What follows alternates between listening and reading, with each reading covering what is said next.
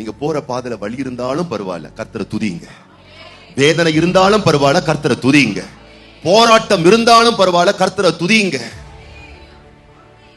கடைசி வரைக்கும் என்ன உண்டு? போராட்டம் உண்டு.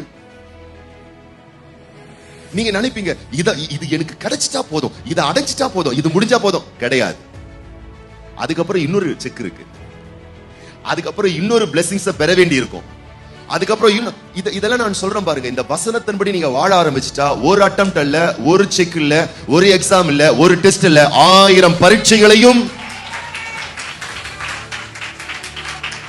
ஜெயிப்பீங்க. 100%.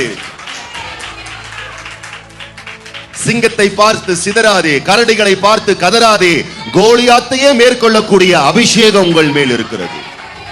கோலியாத்துக்களையே வீழ்த்தக்கூடிய வல்லமை நம்மேல் இருக்கிறது. பிள்ளைய தோர்த்துறானே, எவனா தோர்த்துவான். நான் நம்பவே இல்லை, அவங்க போய் இப்படி பண்ணுவாங்களா? அவங்க தான் முதல்ல பண்ணுவாங்க. நான் ரொம்ப நம்பின அவங்கள. உங்களை யார் நம்ப சொன்னா? அதானே கர்த்தர் தான் நம்ம சொல்லி மூச்சு மூச்சு மட்டும் இங்க கத்திக்கிட்டு இருக்கோம்.